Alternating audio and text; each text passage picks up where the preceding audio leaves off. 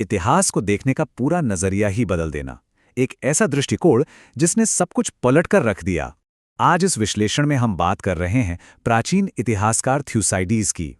इन्होंने इतिहास लेखन में ऐसी क्रांति लाई जिसका असर आज तब देखा जाता है। पहले जहां इतिहासकार हर घटना के पीछे आसमान और देवताओं की मर्जी ढूंढते थे, वहीं थ्यूसाइडीज ने इस पूरी सोच को उल्टा कर दिया।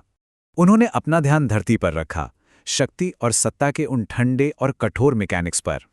तो आइए समझते हैं कि आखिर उनका ये अनोखा तरीका था क्या। यहाँ एक बहुत ही स्पष्ट और गहरा अंतर सामने आता है।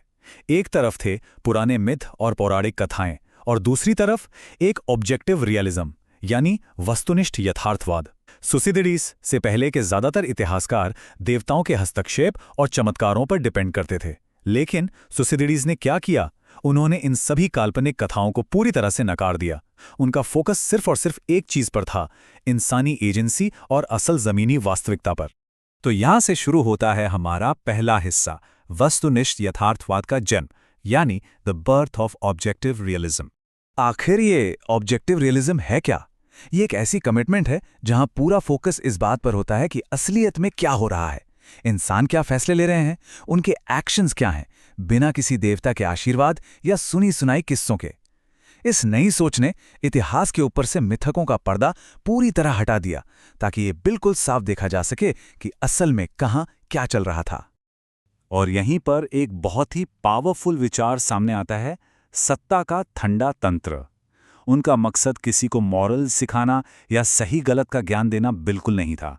उन्हें तो बस इस नग्न और कठोर सच्चाई का अवलोकन करना था कि अलग अलग राज्य कैसे ऑपरेट करते हैं, पावर का इस्तेमाल कैसे होता है और वो आपस में किन कारणों से टकराते हैं। उनके इस दार्शनिक दृष्टिकोण के बाद अब आते हैं उनके काम करने के तरीकों पर। दूसरा हिस्सा, स्ट्रिक्ट एविडेंशरी स्टैंडर्ड्स, यानी एकदम सख्त साक्ष्य मानक। डेटा और फैक्ट्स को जमा करने की ये पूरी प्रोसेस लगभग एक मेडिकल क्लिनिक जैसी थी। इसके दो मुख्य कदम थे। पहला, घटनाओं को बिल्कुल उसी वक्त रिकॉर्ड करना जब वो घट रही थीं, और दूसरा, एक से अधिक चश्मदीद गवाहों से कड़ी पूछताछ करना, एक रिगरस क्रॉस एग्जामिनेशन। उनकी ये क्रांतिकारी मेथोडोलॉजी खास तौर पर इसलिए बनाई गई थी ताकि लोगों की याददाश्त की कमजोरियों और उनके खुद के बायस को फिल्टर किया जा सके।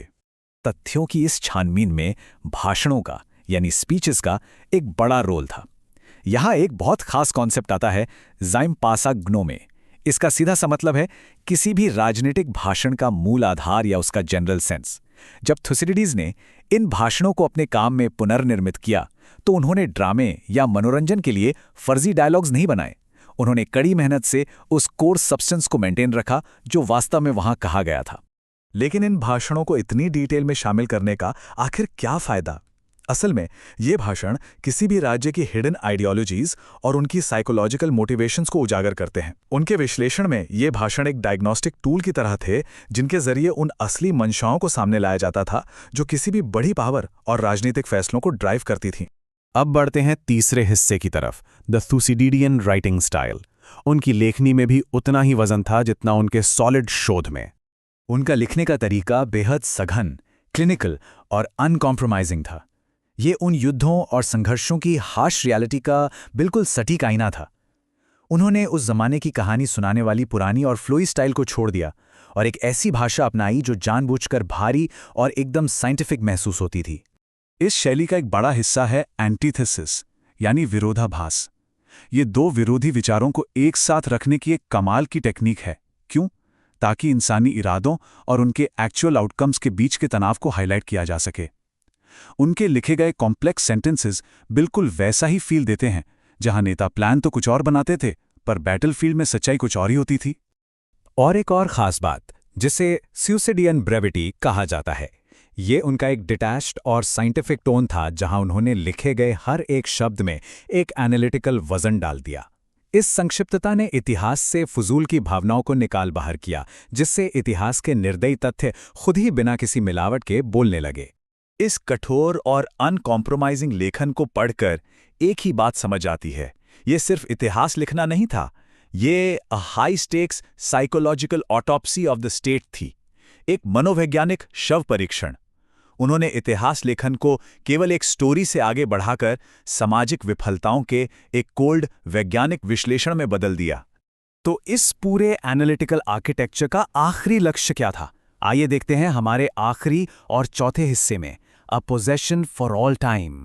उनका ये ग्राउंड ब्रेकिंग काम एक्चुअली एक पॉलिटिकल मैनुअल के रूप में डिजाइन किया गया था, एक ऐसी गाइड जिसे आने वाली पीढ़ियों के लिए तब तक रेलेवेंट रहना था जब तक मानव स्वभाव यानी ह्यूमन नेचर कांस्टेंट रहता है।